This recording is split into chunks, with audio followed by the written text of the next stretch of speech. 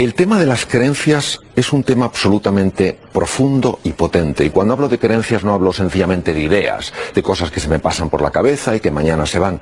Hablo de cosas que vivo como certezas a nivel inconsciente. No me las cuestiono. Son así.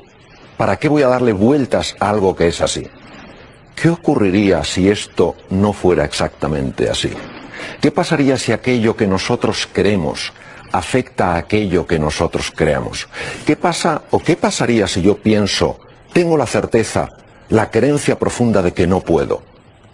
¿Tendrá esa creencia la capacidad de superar las capacidades naturales de mi cerebro y evitar que algo que yo podría lograr lo pueda lograr?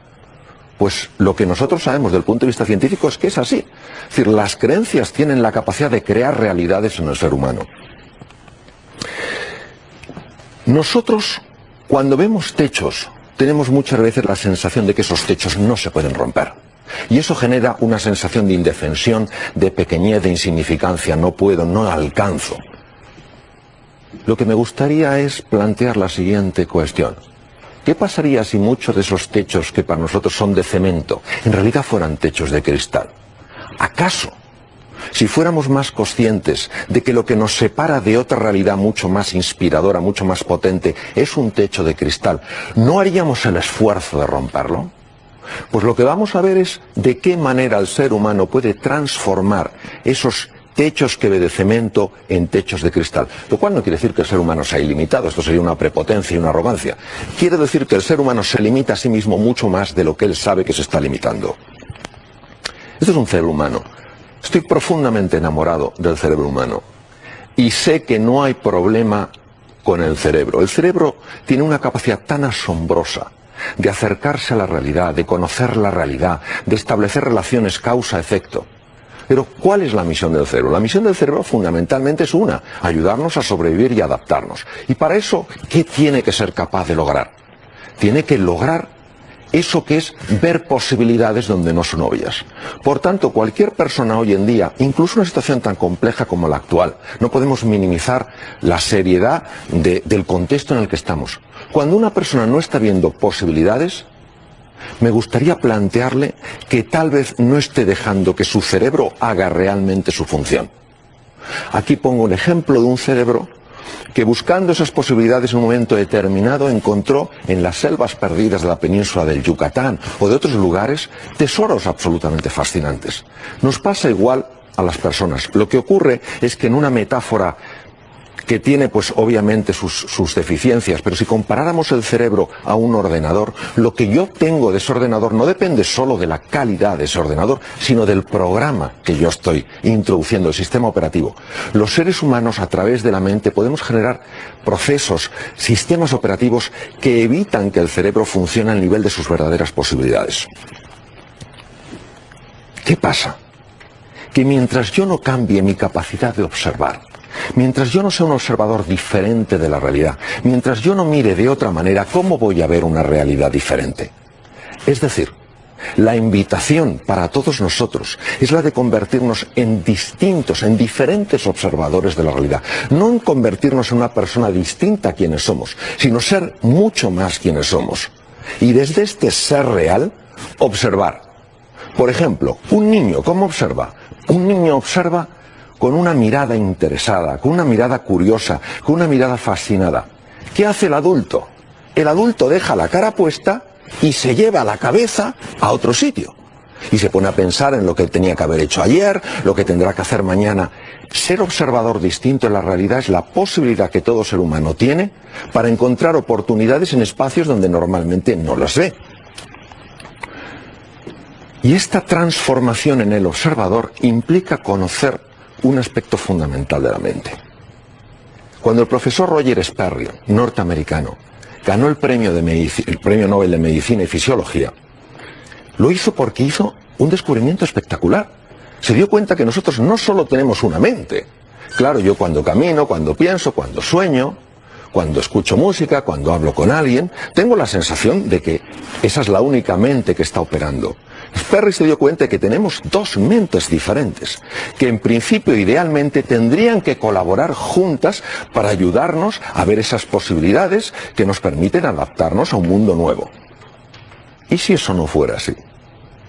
¿Y si por algunas razones esas dos mentes, lejos de colaborar, muchas veces combatieran en un plano oculto del que yo no me estoy dando cuenta? El primero que se dio cuenta a un nivel profundo y a un nivel científico fue Sigmund Freud. Observando a Charcot en París, vio ciertas cosas absolutamente revolucionarias. Se dio cuenta de que había un plano en la mente que los propios médicos, los psicólogos, los psiquiatras, pues desconocían. Y empezó a acercarse a ese plano para ver qué sucedía. Una de las cosas que sí me gustaría traer del pensamiento de Sigmund Freud es esta frase: los seres humanos no somos conscientes de lo contradictorios que somos con nosotros mismos. Hay veces que yo quiero avanzar hacia un sitio y digo, si es que no puedo, si es que no puedo, si es que algo me lo impide. Y no me doy cuenta que soy yo mismo el que estoy limitando mi propio movimiento, porque no tengo esa perspectiva para darme cuenta de eso. De una forma sencilla voy a explicar cómo funciona la interrelación o la interacción entre mente consciente y la mente inconsciente. La mente consciente es aquello, obviamente, de lo que yo me estoy dando cuenta. Es un sistema de información muy complejo. Me estoy dando cuenta que estoy aquí, me estoy dando cuenta que es de noche, me estoy dando cuenta que hay una pantalla. La mente inconsciente es una mente oscura. Y cuando digo oscura no quiero decir mala ni perversa. Quiero decir que trabaja por debajo de la consciencia. Nos interesa precisamente la mente inconsciente, porque es la que más afecta a la hora de aflorar recursos o mantenerlos cautivos y secuestrados. Dentro de la mente inconsciente hay que distinguir dos apartados bien diferentes. El primero es lo que se llama la mente repetitiva, generadora de automatismos. Por ejemplo, ¿a quién no le ha pasado lo siguiente? Tengo hoy una reunión muy importante, lo esencial es que no diga esto, y vas justo y dices eso. O quieres hacer una cosa y vas y haces la contraria.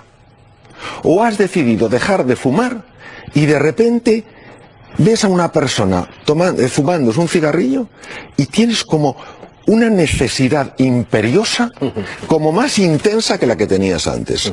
Esta es la mente repetitiva generadora de automatismos que nos limitan. Sin embargo, hay una parte más profunda, emergente, intuitiva y transformadora del inconsciente. Y de esa es la que quiero hablar.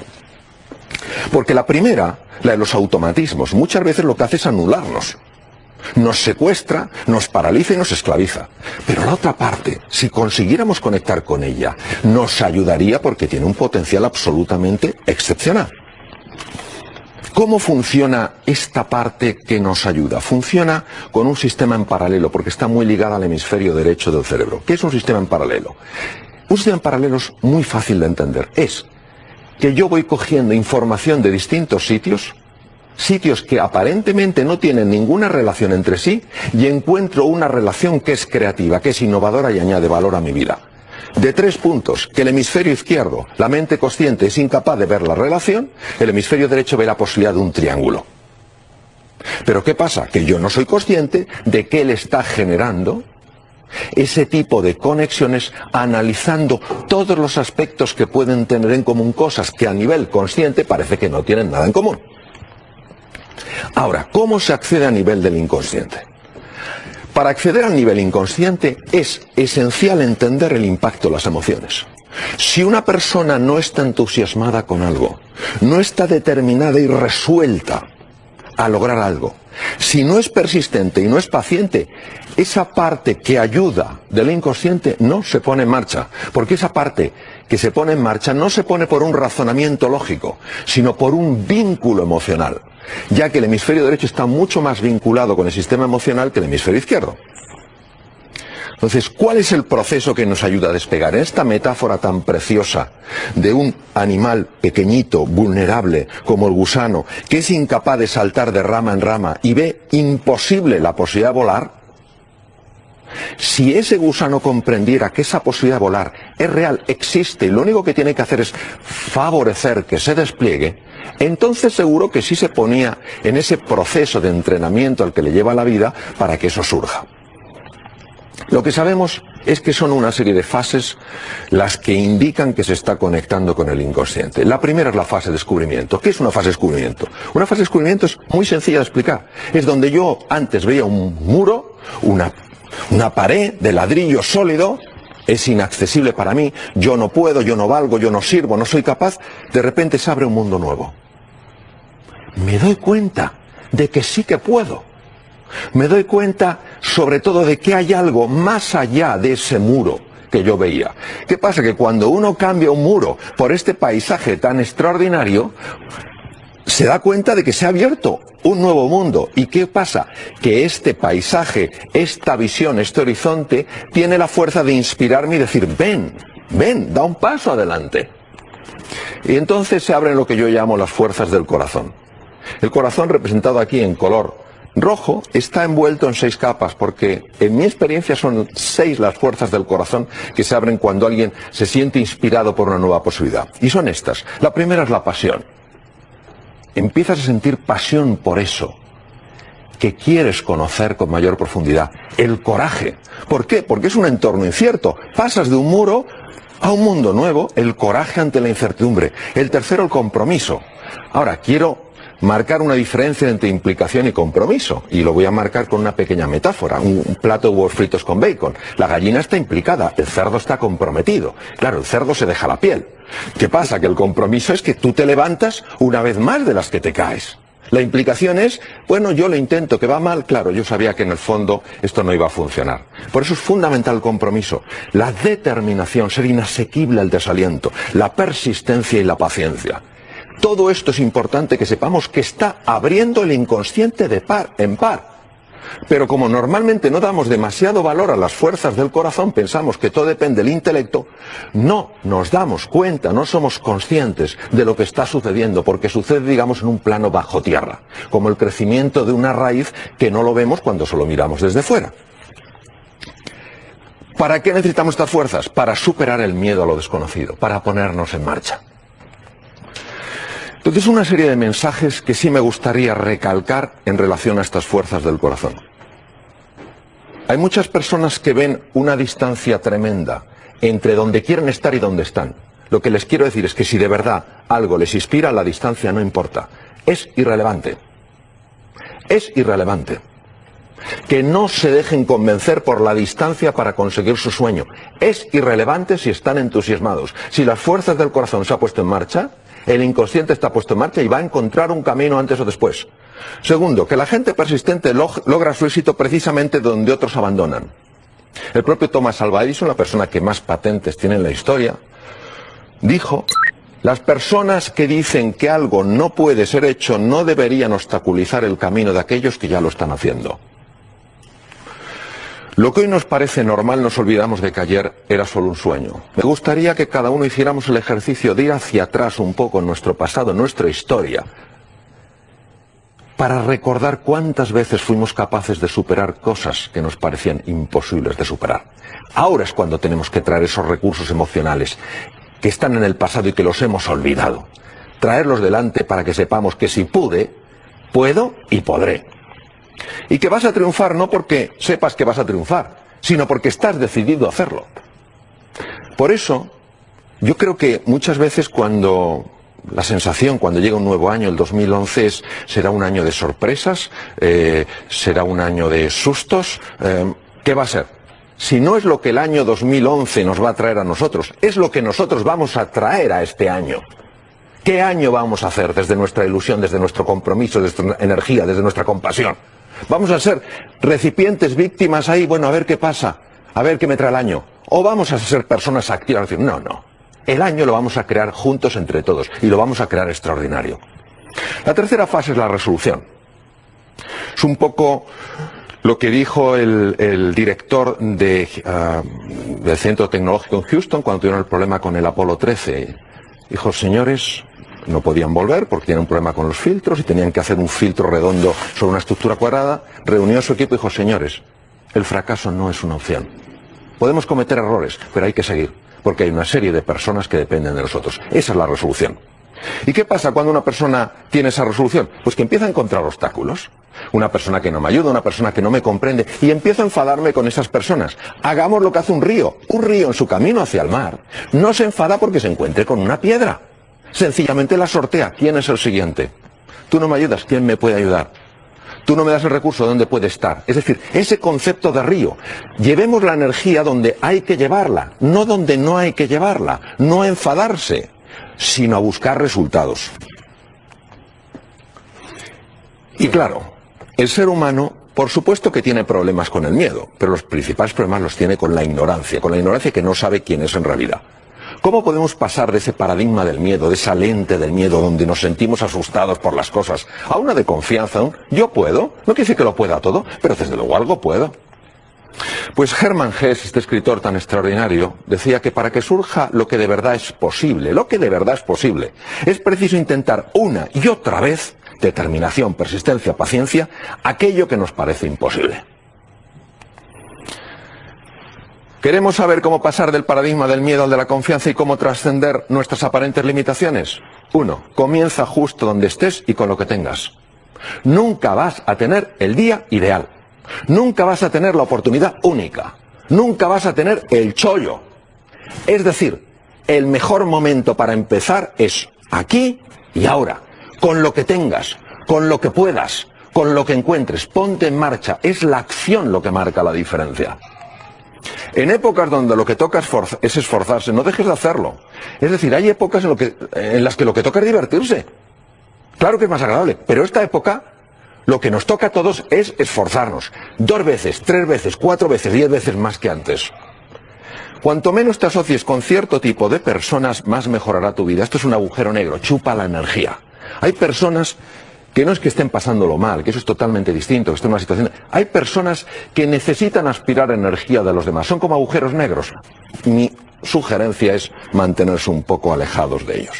Son seres tan válidos como los demás, pero siempre encontrarán razones para explicarnos por qué lo nuestro no va a funcionar.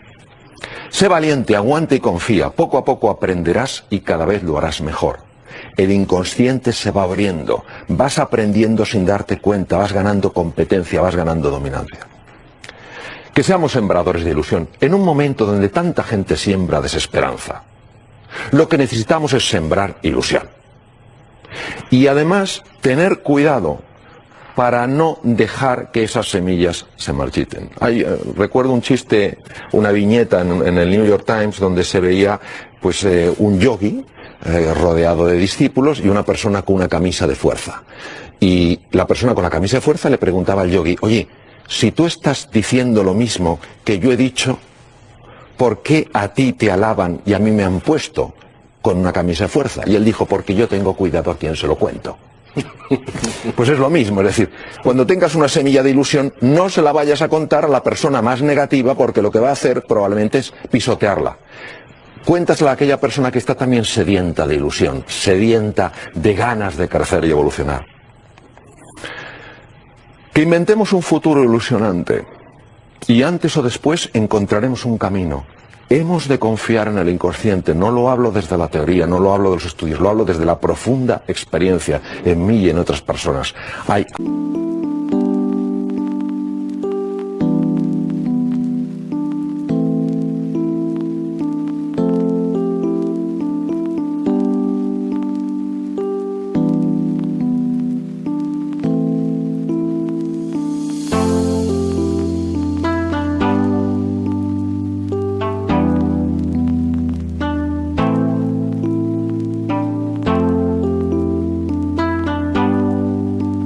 Algo extraordinario que se va abriendo cuando nosotros creemos. Aquí hay una frase curiosa, que es que no me cabe ni la más ligera duda de que cualquier hombre o mujer pueden alcanzar lo que yo he conseguido, siempre que realicen el mismo esfuerzo por cultivar la misma esperanza y fe. ¿Quién fue? Mahatma Gandhi.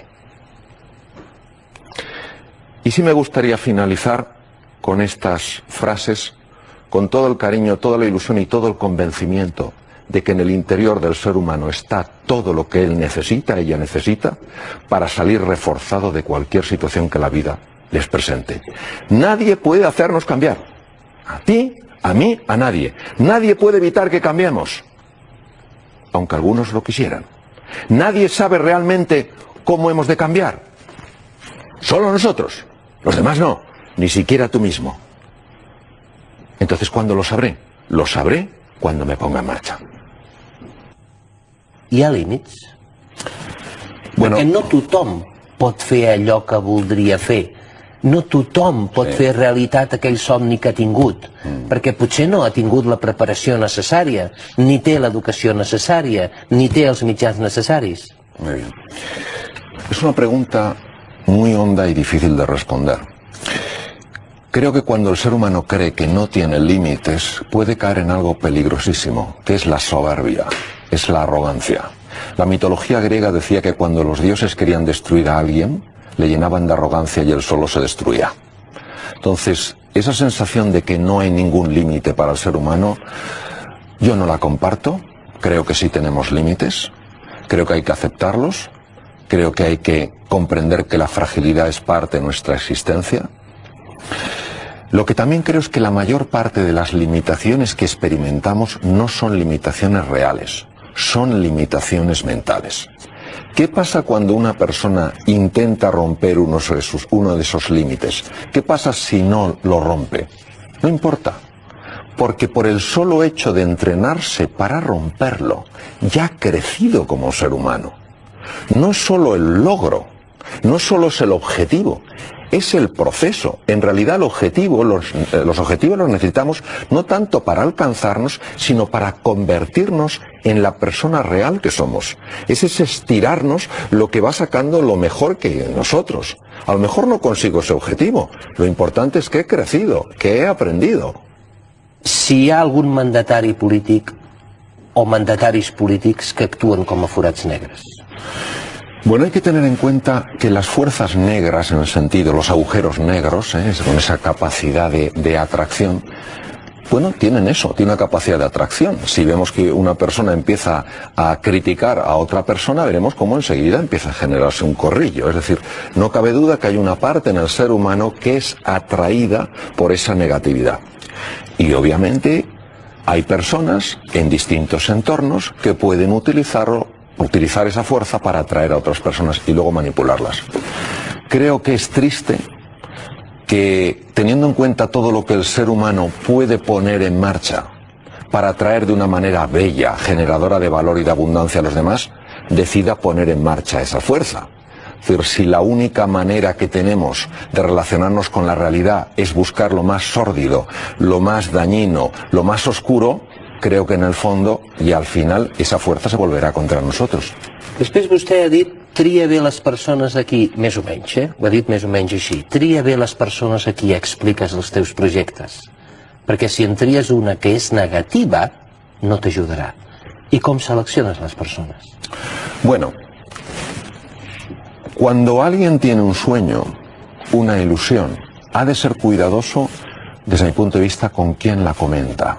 Porque hay una gran tendencia a juzgar antes que a explorar, a decir las razones por las que algo no va a funcionar que las razones por las que podría funcionar.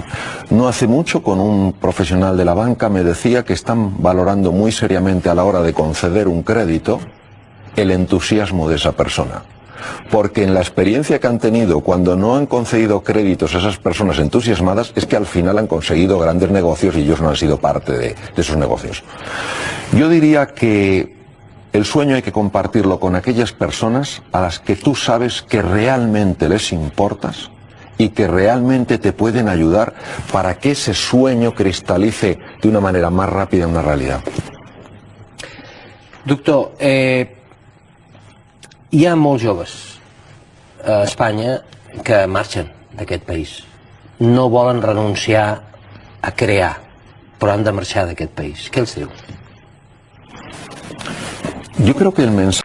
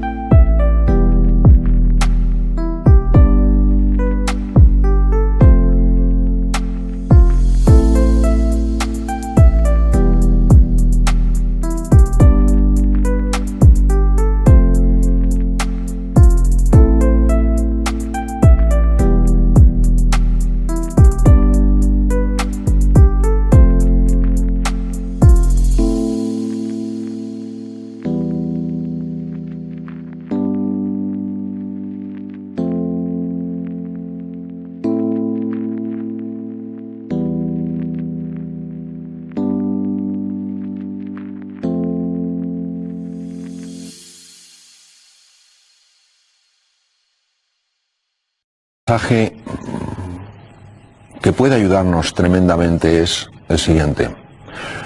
No se trata de intentar cambiar a los demás. No podemos cambiar a nadie, por más que nos empeñemos. Nosotros podemos inspirarles, podemos motivarles, podemos apoyarles, podemos ayudarles, pero no podemos cambiarles. Lo único que podemos cambiar es a nosotros mismos.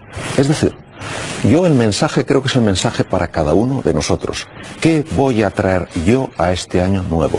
¿Cómo voy a ir a esa reunión? ¿En qué conversaciones voy a entrar? ¿En conversaciones donde solo se critique y no se genere nada de valor? ¿O en conversaciones en las que veamos cómo tú y yo nos podemos ayudar? Es el trabajo interior, que por cierto es el más difícil, el que es más urgente hacer. Es decir, mucho menos tomar la posición de qué tiene que hacer esa persona a qué puedo hacer yo. Porque cuando una persona se dedica a buscar justificaciones y excusas, va a encontrar de todo tipo. Lo que no va a conseguir entonces son resultados. Entonces, mi mensaje, ilusionado y confiado, es: cada día, atrévete a marcar, aunque sea una pequeña diferencia. Y por inspiración, los demás tal vez empiecen a hacer lo mismo. I els joves Nini, què els diu? Bueno, sencillamente yo les diría que el cambio, la transformación, la reinvención es una invitación. Y si ellos no quieren seguir esa invitación, no hay que forzarles a que la cojan. Con el tiempo se darán cuenta de que tal vez era necesario que lo hubieran hecho. Yo haría eso. Voldria acabar amb una frase que diu Francesc Granja, i vostè m'agradaria que la comentés. No deixem que ningú ens escrigui el guió. Es una frase que nos tiene que dar mucho que pensar, sobre todo a los padres. Porque muchas veces, intentando evitar que nuestros hijos sufran, eligiendo cosas que creemos que les podrían hacer sufrir, les estamos privando de lo más bello que tiene el ser humano, la libertad de elegir. Doctor Mario Alonso Puig, un plaer haver-lo tingut una altra vegada al programa Singulars. Gràcies. Gràcies. I sort.